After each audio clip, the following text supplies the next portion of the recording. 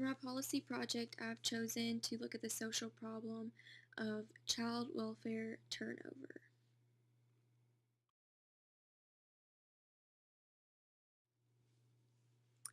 The social problem I have identified is that there are alarmingly high rates of turnover within the child welfare system. In a study conducted by Dr. Austin Griffiths here at Western Kentucky, that I actually had the privilege of helping him with, we found that 1 in 4 child welfare workers in Kentucky have intentions of leaving their agency within the next 12 months, which is a pretty scary amount when you consider that as turnover is rising, so is the number of children being placed in state's custody. Some of the factors that have been found to contribute to turnover by numerous researchers, as this has been a heavy topic the past decade or so, workload is one. Ellett found that many workers are carrying 20 to 30 cases, which is resulting in them working really long hours. As far as salary goes, Williams did a study in Georgia and found only 3% of the participants to be satisfied with their salary. Many workers feel like they're not receiving the amount of support or guidance that they need from their supervisors, which is creating a lot of dissatisfaction in that aspect. In regards to recognition, if you think about the stigma placed on child welfare workers, you can understand how many workers voice feeling undervalued and unappreciated for the job that they do. And when looking at stress, that goes back to really the workload is a big one, because with stress they're carrying more cases than they're used to. The expectations are higher, they're taking on more responsibility, the demands of the job become more overwhelming, therefore these workers are experiencing much more stress due to the turnover. And then as far as professional development, many of these workers are not happy with their inability to take steps further as far as getting any promotions. There's not a whole lot of promotions for these frontline workers, as well as they're not able to practice in new roles as often, because they're kind of stuck where they're at due to all the turnover. They're in desperate need of those frontline workers.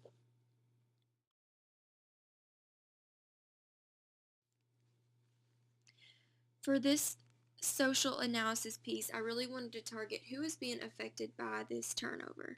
Obviously, the workers that stay in their positions are being affected as they are taking on the cases of those that are leaving.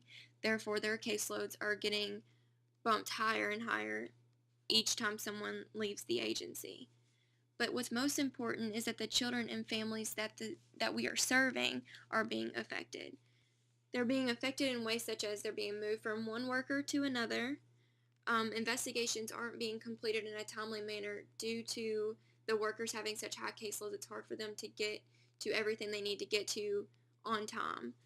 And also, there was a study completed by Sterling Goldsman that actually looked at the perspective of children in terms of the turnover that is happening within the child welfare system. And in this study, they found that many of the children actually had negative thoughts about the turnover. They mentioned feeling like there was a lack of stability and an inability to create trusting relationships with the workers.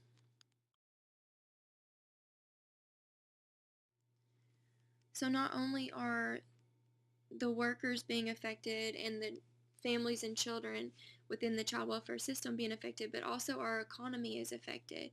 Turnover is actually very costly. It's estimated that for every worker that leaves an agency, it will cost the state $54,000.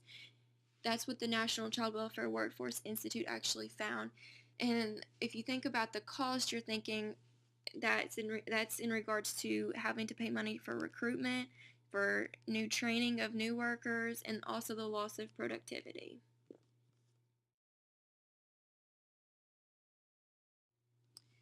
When looking at the social problem from a political standpoint, we notice that there are incongruencies in relation to other policies that have already been implemented.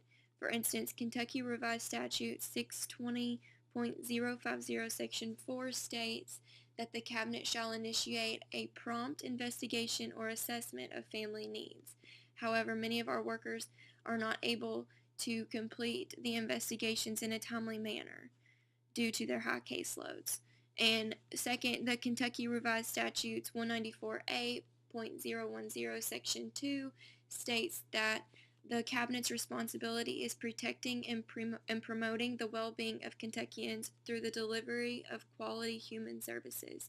If we are passing families and children from one worker to another and we are not completing investigations and assessments in a timely manner, then we are not providing them with the best quality of services.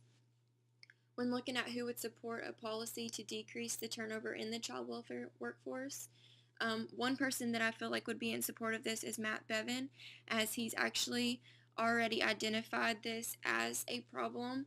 He actually stated in an interview that the department is a convoluted, backward, broken machine, and he has made social workers a priority in the work that he is planning to do. He's actually already made efforts to raising their pay.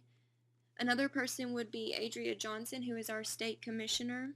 She recognizes the issue and is asking workers to continue to voice their concerns so that she can better understand the scope of the problem. She is also asking the workers for patience as she explains that they are taking steps to addressing the problem. Austin actually got the privilege of talking with her while he was doing his research, and he says that she really is taking steps to address the problem at hand. Child welfare workers will obviously also be in support of this. In interviews that took place in 2016, they were identifying the problem as a crisis.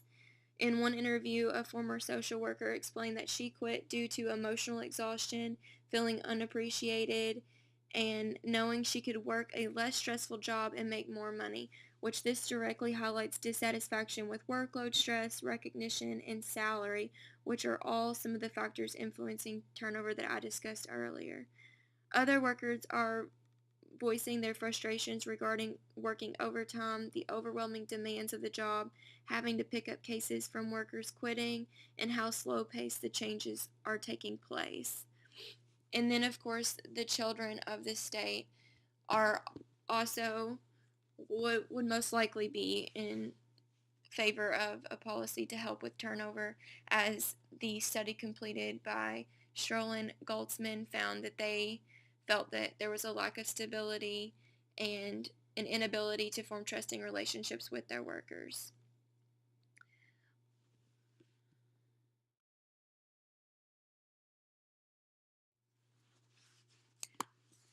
One recent effort to address this problem was Governor Matt Bevin recently gave pay raises to many of the social workers in the state to address that salary factor piece.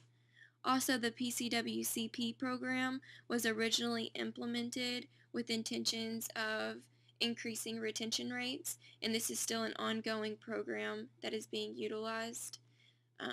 However, a study found that although retention rates of PCWCP graduates were significantly higher than non-PCWCP graduates, only about half of the PCWCP graduates intended to stay in child welfare for at least 5 years.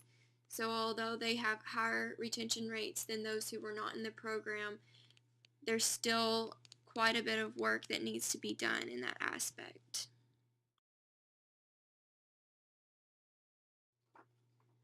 When I identified this social problem, I had the NASW social work value, social justice on my mind, as it states in the Code of Ethics that this value focuses on social workers pursuing social change, particularly with and on behalf of vulnerable and oppressed individuals and groups of people.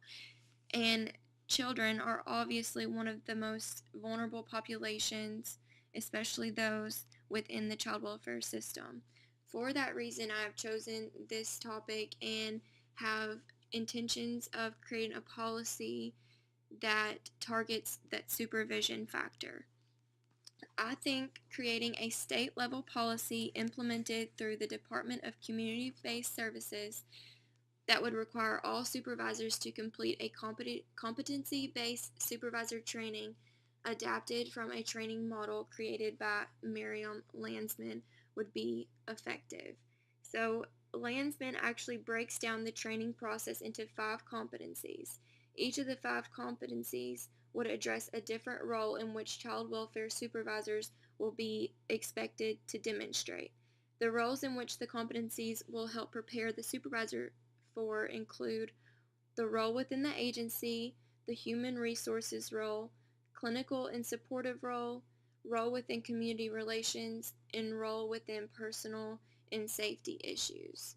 So revamping supervisor training could better equip supervisors for the position and in turn hopefully increase retention, as we have discussed how lack of satisfaction with supervisors actually increases turnover.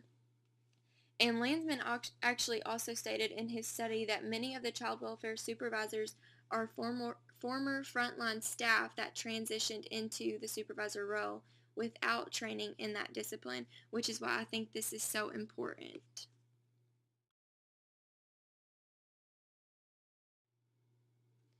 Some short-term goals that I hope would result from this policy proposal would be that there would be an increase in the knowledge base of our child welfare supervisors, to better equip our child welfare supervisors for their roles within the agency, and to provide frontline workers with more support and guidance from their supervisors. And then, of course, our long-term goals being to increase retention rates and to decrease turnover rates.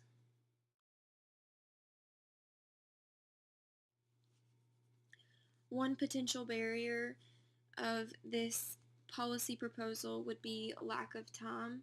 Not having enough time to do thorough training is a problem within the child welfare system already, as they are overloaded with the amount of cases that they have to handle. However, forcing time for effective supervisor training could be beneficial to the amount of time for training for even our frontline workers in the future. Another potential barrier is the planning process. This is something that will obviously take planning and reviewing before the training can be implemented. Therefore, it will be a slow-paced solution, which is something that a lot of the workers have discussed being unhappy about. However, once implemented, the child welfare agencies can begin to see immediate changes by their supervisors. And also, of course, the costs are always a concern. There are always costs involved with training to consider. However, this is to revamp the training. So this could potentially take the place of training that's already in place for supervisors that just may not be thorough enough or as effective as it was originally hoped to be.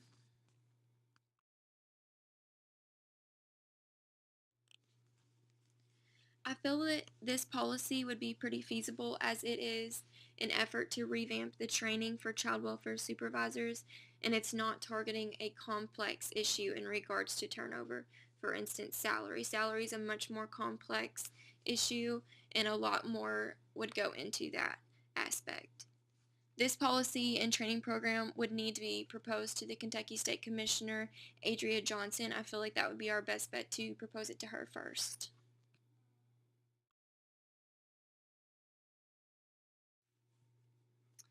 In conclusion, turnover rates within the child welfare system are on the rise. As workers leave, other workers are having to pick up their cases, resulting in workers experiencing work overload, which is causing many workers to be unhappy and dissatisfied with their positions. A lack of support and guidance from supervisors has been found to be a factor, along with many others that are influencing turnover, but I really wanted to focus on the lack of support and guidance from the supervisors in my policy effort. So revamping supervisor training to better prepare them for their roles could potentially increase the retention rates. Supervisor training would be a competency-based training that supervisors would have to skill out of in order to better prepare them for the numerous roles that they play within the child welfare system.